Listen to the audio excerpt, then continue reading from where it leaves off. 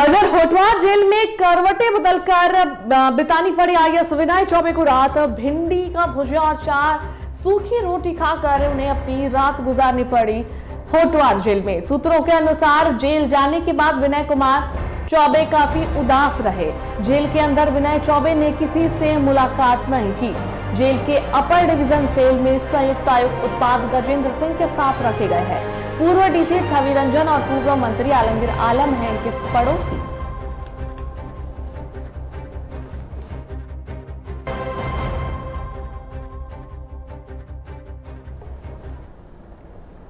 इस पर अधिक जानकारी देने के लिए रांची से हमारे संवाददाता दीपक जुड़ रहे हैं, सीधा उनका रुख करेंगे।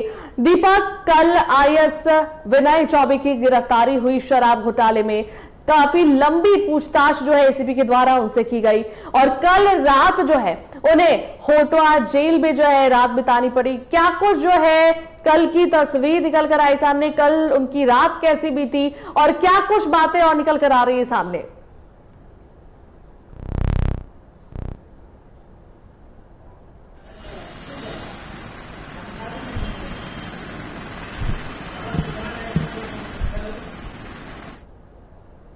आवाज जा रही है दीपक आप तक?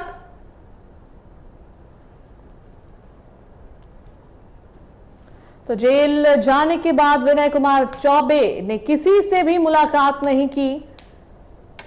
जेल के अंदर विनय चौबे काफी उदास दिखे। अपर डिवीजन सेल में उन्हें रखा गया है। होटवा जेल में करवटें बदलते रहे आईएएस विनय चौबे। बता दें आपको कि शराब घोटाले मामले में उनकी ये गिरफ्तारी हुई है और फिलहाल अभी वो होटवा जेल में है और कल उनकी रात होटवा जेल में ही बीती है। बताया आपको कि जेल के अंदर उन्हें अपर डिवीजन सेल में रखा गया है। संयुक्त आयुक्त उत्पाद गजेंद्र सिंह के साथ उन्हें रखा गया है।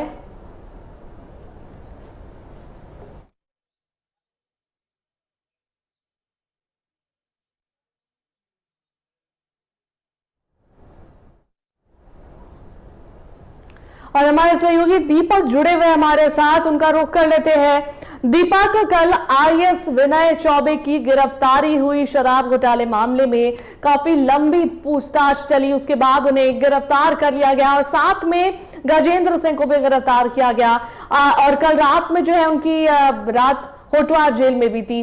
क्या कुछ जो है बातें और निकल कर आ रही है सामने और कैसे कहां उन्हें रखा गया है, क्या क्या प्रक्रिया कल हुई है, पूरी जानकारी जो है हमें दे दीपक।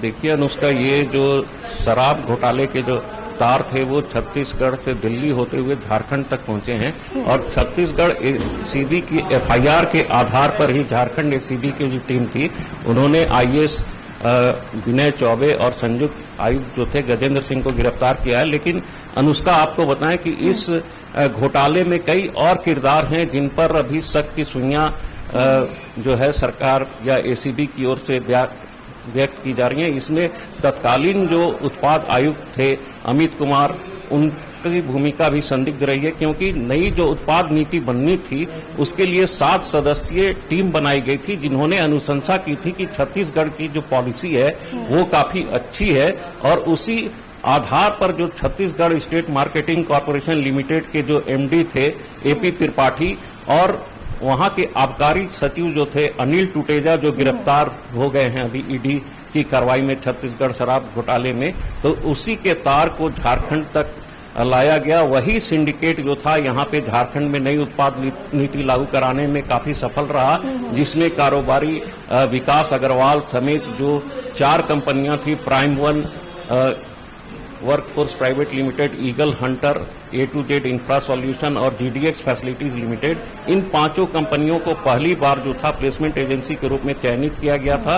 इसके अलावा 2 जो डिस्टिलरी थी जिन्हें होलसेल का काम दिया गया था, जिसमें ओम साई डिस्टिलरीज नामक एक कंपनी थी और एक दिसिता वेंचर्स नामक कंपनी थी। ये सारे जो थे सिंडिकेट के गिरोह के सदस्य थे और इन्हें जो है पैसे के बल पर यहाँ पे काम दिया गया, प्लेसमेंट एजेंसी के रूप में दुकानें दी गई, जिला आवंटित किया गया। तो इसमें कई और महत्वपूर्ण किरदार हैं जिनकी गिरफ्तारी होना सुनिश्चित है। जैसे एसीबी की जो प्रेस रिलीज है उसमें हम देखें तो कहा गया है कि सरकार को 38 करोड़ का नुकसान इन्होंने पहुंचाया प्लेसमेंट कंपनियों के चयन करने में, जबकि 100 करोड़ से अधिक का घोटाला हुआ।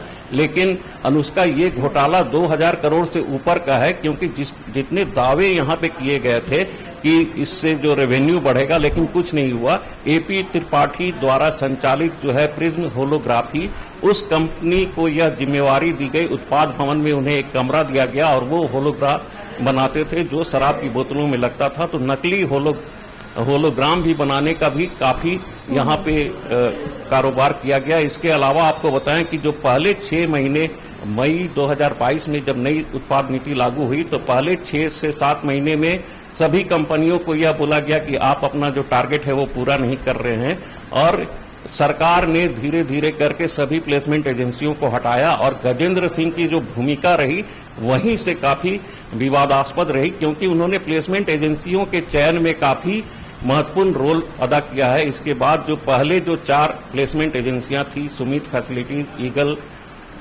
Eagle Hunter, prime one workforce और A2Z, उसके बाद फिर आया एक आरके एंड ग्रुप आए, फिर विजन हॉस्पिटलिटीज आई और मार्सन कंपनी आई और वेबल लिमिटेड आई। तो इन कंपनियों ने भी घोटाले किए। 78 करोड़ का हिसाब इन्होंने नहीं दिया है।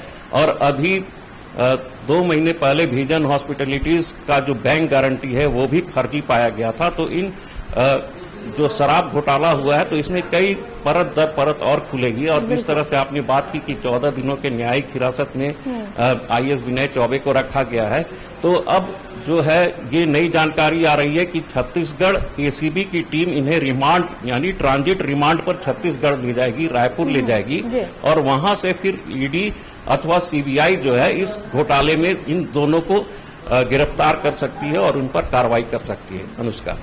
बिल्कुल दीपक, और देखिए कार्रवाई अभी अब आगे भी चलती रहेगी। और इस पूरे मामले में, क्योंकि शराब घोटाला ये छोटा मामला नहीं है, इस घोटाले में और भी कई तार जो जुड़े होंगे वो निकल कर अब सामने आएंगे, क्योंकि परत दर परत जो है एक एक का नाम सामने आ रहे हैं और खुद एक IAS का नाम निकल कर सामने आया है। अब इसके साथ साथ और किस किस की संलिप्तता है और कौन कौन से अधिकारी है, ये जो रिमांड लिया गया, उन्हें हो सकता है इस दौरान पूछताछ में और भी बातें जो है और भी रहस्य जो है निकलकर सामने आ सकते हैं।